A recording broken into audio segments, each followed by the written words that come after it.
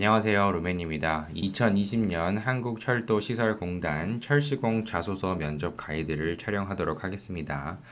지난번에 이미 전체적으로 채용 인원이라든지 경쟁률은 다 올려드렸듯이 이번에 서류 전형이 20배수라고 다 말씀드렸죠. 자소서도 최대한 잘 작성을 해주셔야만 합니다. 바로 좀 살펴볼게요. 1번은 여러분들이 지금까지 이뤄냈던 여러 성과들이 있을 텐데요. 근데 그 중에서 가장 힘들게 달성하셨던 그 성과를 생각해 보셔야 합니다. 여기 보이시면 포기하지 않고 다시 도전한 이유에 대한 거를 적으라고 했어요. 그래서 결국 성취함으로써 얻은 게 무엇인지 이런 것까지 얘기를 하라고 했기 때문에 일단 여러분들의 성과가 무엇인지를 반드시 아셔야 될 텐데 대부분의 기업들에서 가장 좋아하는 키워드가 있다고 하면 저는 항상 끈기라는 것을 강조드립니다. 왜냐면 열정적으로 또 도전 정신을 통해서 패기 있게 도전한다 하더라도 결국에는 나중에 이 일을 해낼 수 있는지 없는지 이 부분에 대해서 평가를 하는 거거든요. 물론 젊고 우리는 아직 많은 도전을 할 수 있기 때문에 실패를 할 수 있는 자유가 있어요. 실패해도 괜찮은데 그 부분을 어떻게 실패를 한 번, 두 번 했다고 이 부분을 포기하지 않고 계속 도전 끝에 해낸 그런 경험들이 있다고 하면은 일단 먼저 소재 정리를 해보셔야 합니다. 그래서 개인적인 성과도 물론 좋고요. 뭐 별도로 조직 내에서 성과를 이야기를 하라 이런 내용이 없었기 때문에 조직 내 성과나 개인적인 성과나 이런 거 다 하셔도 됩니다. 그런데 어쨌든 만약에 조직 내 성과를 하신 분들이라고 하면 팀 성과로 같이 묻어가지 마시고 반드시 나의 주도적 역할이 그 팀 안에서 있으셔야만 나중에 면접에 가시더라도 이 부분을 묻게 되어 있습니다.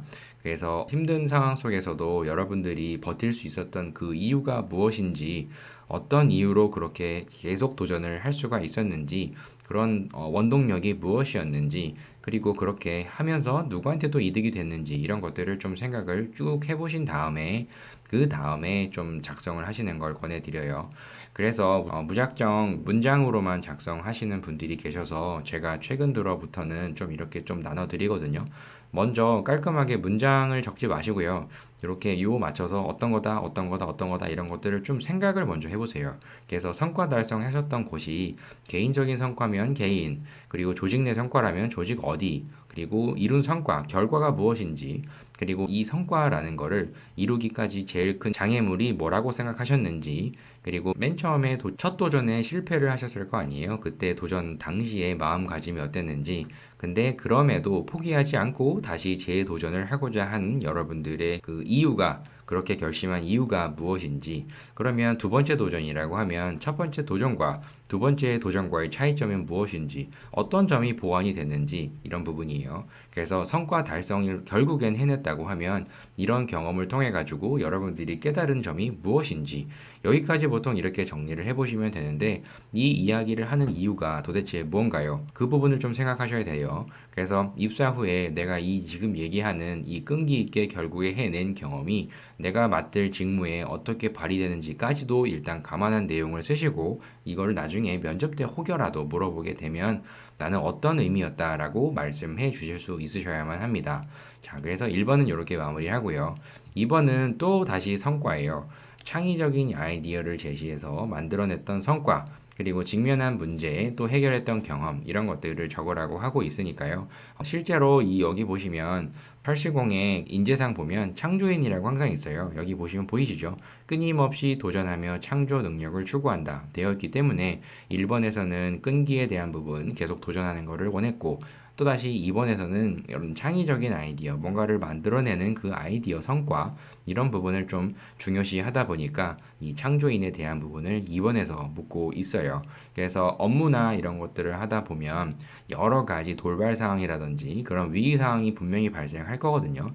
그래서 그 안에서 돌발 상황이라는 게 발생을 하셨다고 하면 과연 내가 생각하셨던 우선순위가 어떤 기준으로 생각을 했는지 그리고 내가 했던 행동이 있다고 하면 도대체 그렇게 행동했던 이유가 무엇인지 그런 부분을 좀 생각을 해보시고 창의적으로 뭔가를 생각하시려고 하면 기본적으로 완전 없던 것을 새로 하는 것도 좋은데요. 기존에 다른 사람은 생각하지 못했던 부분을 좀 내가 주의 깊게 봐서 결국에는 이 부분을 적용했더니 예상치 못했던 결과로 이어졌다.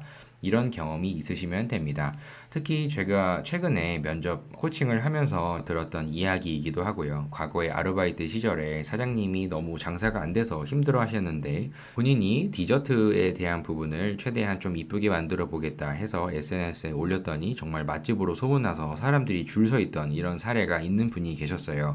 그러다 보니까 여러분들의 그런 아이디어 하나로 뭐 매출을 엄청 냈던 그런 것도 좋고요. 뭔가 여러분들의 생각으로 변했던 그 성과물까지 설명하실 수 있는 그런 부분이 있다고 하면 뭐든지 좋습니다. 그래서 이 부분도 좀 해부를 해보면요. 성과를 달성했던 그 소속이 어디였는지, 언제 어디서 어떻게 이런 부분을 좀 생각해 보시라는 의미예요.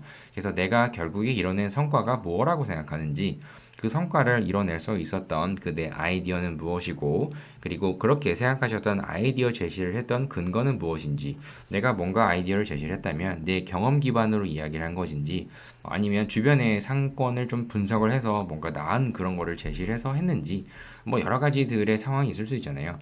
주변에 경쟁사라든지 아니면은 유사 상품이라든지 이미 다른 것들을 보고 내가 아이디어를 얻어서 그 부분을 내가 적용을 했다든지 그런 제시 근거에 대한 거를 생각해 보시고, 그리고 아이디어를 적용하기 전에 내가 예상했던 결과와 그리고 그거를 적용했을 때 실제 결과가 어떻게 달랐는지, 그래서 여기 이 질문에도 보이시지만 여기 예상보다 충분히 더 높았다 이런 쪽으로 흘러가는 스토리가 보통 잘 어울릴 거예요. 그래서 해당 아이디어를 실제 적용하면서도 직면했던 그런 과제들이 있었는지, 내가 이렇게 했는데 예상 외로 이런 돌발 상황이 또다시 일어날 수 있는 거거든요. 그러다 보니까 어떤 점이 좀 어려웠는지, 그런 어려운 점이 또 발생했다고 하면 문제 발생해서 여러분들이 어떻게 해결을 또 했는지, 이 경험을 통해서 어떤 점을 배우실 수 있었는지 마찬가지로 좀 생각을 해보시고, 역시나 입사 후에 이 경험이 끼칠 영향에 대해서 생각을 해보세요.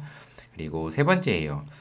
가장 중요하게 생각하는 윤리적 요소, 도덕적 요소, 이 부분이고, 그 이유에 대해서 그 가치 실현을 위한 행동까지 잘 적어라 라고 자소서 항목으로 또다시 나왔어요. 매번 이렇게 묻는 거기도 한데요. 인재상 중에 사회인이 있어요. 여기 보이시죠? 윤리의식을 기본으로 사회공헌과 봉사정신 추구 이렇게 있기 때문에 여기 보시면 이 부분을 묻는 거라고 생각하시면 됩니다. 그래서 철시공은 어떻게 보면은 되게 인재상 기반으로 자소서 항목을 다 녹여냈다고 보시면 돼요. 그래서 나중에 면접에 가시더라 하더라도 인재상에 부합하는 나의 그런 경험들 이런 것들 미리미리 준비를 해두셔야만 할 거예요. 인재상 기반으로 이렇게 물어보는 거기 때문에 일단은 여러분들이 좀 아셔야 될 부분은 철시공 입사 후에 하는 일이 무엇인지를 정확히 알고 있어야 이 윤리적 요소를 묻는 이 이유를 알 거 아니에요. 그러다 보니까 왜 이 윤리적 요소가 필요한 건지를 좀 생각을 해 보셔야만 합니다. 그래서 모두의 공익을 위해서 그리고 그런 사업을 하더라도 봉사정신과 준법정신을 기반으로 뭐 신뢰 향상을 하고자 하는 국민 모두를 위한 공익적인 부분을 한다. 여러 가지들이 이제 얘기를 할 것들이 많을 텐데요. 그래서 국민을 위해서 봉사를 하고자 하는 부분을 좀 강조를 할 수 있는 책임감과 준법 정신 이런 것들도 저는 추천을 드립니다. 이게 크게 변별력 요소는 저는 아니라고 봐요. 윤리적 부분은 뭐 어느 누구나 다 어느 정도는 다 쓰실 수 있을 거예요. 그러다 보니까 참고로 보실 사항은 NCS 기반으로 직업윤리는 봉사, 책임, 준법, 직장 예절 이런 것들이 있고요. 근로윤리에는 근면, 정직, 성실 이런 것들이 있으니까요. 모두 다 신뢰도에 영향이 끼치는 키워드이니까요. 여러분들이 먼저 좀 생각을 해보시고 이 부분을 선정했던 이유랑 그 가치 실현을 위한 행동에 대해서 정리를 해보시면 돼요. 자소서 틀 잡는 것도 이거는 좀 간단합니다. 살면서 내가 중요시하는 나의 윤리적 요소가 무엇인지, 그리고 그 요소가 나에게 필요한 이유가 도대체 무엇인지, 그 요소를 실행으로 옮겼던 내 행동은 어떤 건지, 그리고 그 부분이 철시공 인재상과의 연결고리가 무엇이 있는지 이런 것들을 쭉 생각해 보신다고 하면 이런 윤리적인 행동에 대한 부분을 공기업이기 때문에 조금 더 중요시 생각한다 생각하시고 나중에 면접 때도 이 부분을 물어보면 잘 대답을 하시면 됩니다. 그리고 네 번째예요. 이 부분은 우리 기업에 대해서 얼마나 좀 잘 알고 있느냐, 그리고 미래, 길게 내다볼 수 있을 만한 여러분들의 비전, 그런 부분들이 좀 있느냐, 이런 것들을 물어보는 거라고 보는데요. 이거는 사이트에 가셔도 이미 6대 추진 방향이라고 있어요. 그래서 기존의 많은 문제점들이 보완이 되고, 그리고 계속 발전하고자 하는 이런 철시공의 그런 비전들이 있기 때문에 국민들의 행복과 지역 발전을 실현한다라는 이 비전 보이시나요? 이 비전에서 보이듯이 철시공에 어떤 사업을 하고 있고 그리고 어떻게 방향을 가고 있는지 이런 부분들을 이 공유 가치 창출이라고 저는 항상 말씀을 드리는데 단순히 어떤 기업이 누군가를 돕고만 하는 거는 뭐 기업의 신뢰도가 높아지고 사람들의 평판도 물론 좋아지겠지만 결국에는 기업도 수익이라는 걸 창출해 내야 되잖아요. 그렇기 때문에 수익도 내면서 공적인 부분까지 같이 할 수 있는 이런 공유 가치를 창출해 주시는 이 부분이 지금은 되게 중요하다고 생각이 들어요. 그래서 제 개인적으로는 철도가 상당히 비전이 밝다고 생각합니다. 왜냐면 남북 간의 개선도 분명히 있을 거라고 보고 있고요. 지금은 조금 진척이 좀 더디긴 하지만 결국에는 우리나라의 철도로 전 세계로 뻗어나갈 수 있는 그런 날이 있기를 저도 한 국민으로 좀 바라고 있어요. 그래서 비전과 목표에 대한 거 참고를 해보시고 여기 특히 6대 추진 과제라고 해서 여기 보이시죠? 철도 운영, 효율성, 뭐 대도시권, 교통산 여러 가지 여기 있죠. 여기 아까 제가 말씀드렸던 이 통일 시대 대비한 한반도 통합 철도망 구축 요 부분도 있으니까 쭉 한번 살펴보시되 이거에 대한 걸 좀 더 말씀드리고 싶어요. 10년이라고 하면은 앞으로도 한 2030년까지도 생각을 해봐야겠지만 여기 이미 공개를 해놓은 국가철도망 3차 산업이라고 있어요. 2025년까지 이거를 제가 하겠다 이런 부분을 철시공이 이렇게 공개를 해놨어요. 그래서 여러 가지의 공헌도 물론 있긴 하겠지만 개인적으로 제가 바라보는 관점에서 보면요. 경제 발전 측면에서 철도 경쟁력을 좀 강화할 수 있는 이런 방향을 조금 더 고민한 사회 공헌 부분을 좀 생각하셔서 그런 공유 가치에 대한 거를 생각을 해보셨으면 좋겠습니다. 그래서 실행 효과에 대한 거를 이렇게 쭉 적어놨어요. 이건 사이트에도 있는 내용이라 보시는 분들도 있을 것 같아서 이 부분 잠깐 정지하셨다가 좀 이 부분 좀 쭉 살펴보셔도 됩니다. 그래서 제 3차 국가망 계획 이 부분이 어떤 게 있는지 쭉 보시고 이렇게 되면은 어떤 부분이 10년 이후에 그리고 최근 5년일 수도 있어요. 우리의 가까운 미래에 어떤 변화가 있을지 이런 것들은 좀 생각을 해보시면 충분히 됩니다.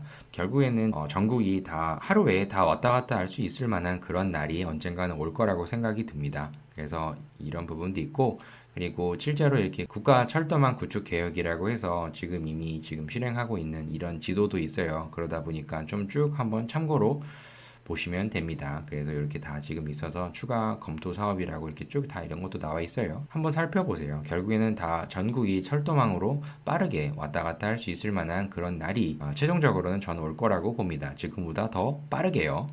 그리고 마지막이에요.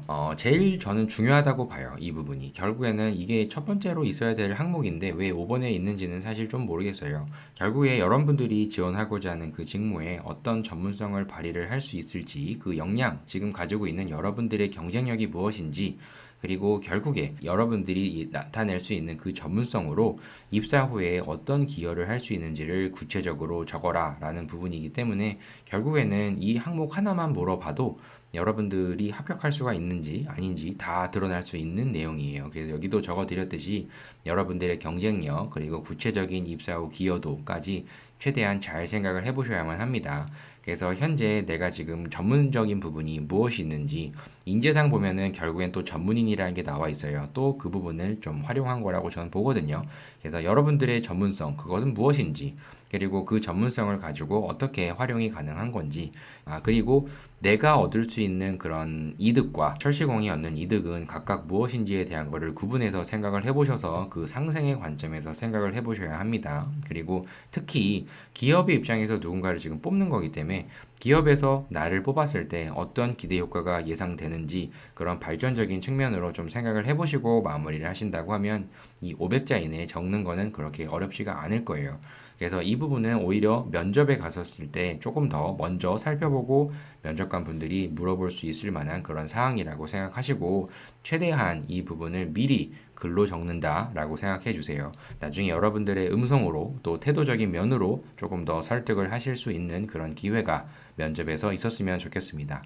그래서 자소서 총 5가지 항목 쭉 알아보았고요. 여기까지 제가 쭉 정리된 내용 기준으로 자소서 잘 작성을 하시고 마무리를 하셔서 빨리 제출하시고 다 여러분들이 제일 중요한 필기시험에 결국에는 합격을 하셔야 되잖아요. 그래서 다시 아까 보여드리지만 이번 서류 전형에는요, 30배수가 아니라 20배수로 줄어들었어요. 다시 제가 이렇게 보여드리는 이유는 서류 정말 무시하지 않아야 된다, 무시하면 안 된다라는 거를 좀 강조드리고 싶은 거예요. 아마 한 자릿수로 떨어질 거로 저는 예상이 됩니다. 철시공 사무는 인기가 더 많아요. 의외로 아시는 분들이 되게 많다 보니까 많이 또 몰릴 수밖에 없을 겁니다. 그래서 4,000명 이상은 될 거라고 이번에는 조심스레 예상을 해봐요. 기술직 분들도 잘 작성을 해주시고 이번에 철시공에 꼭 합격하실 수 있도록 또 제가 도움 드릴 수 있는 거는 계속 도움을 드릴 테니까요. 나중에 필기 합격만 하신다고 하면은 철시공을 실제 많은 분들이 또 합격을 하셨던 그 사례들을 또 가지고 있다 보니까 여러분들한테 또 이야기를 들려줄 만한 내용들이 많아요. 그래서 그 부분은 나중에 필기 합격자가 되셨을 때 또 들을 수 있는 그 영상을 촬영을 또 할 테니까요. 지금은 서류 작성 잘 하시고 바로 최대한 필기 시험 준비에 올인을 좀 해주세요. 그럼 오늘은 여기까지 촬영을 하고요. 잘 마무리하셔서 꼭 합격하세요. 감사합니다.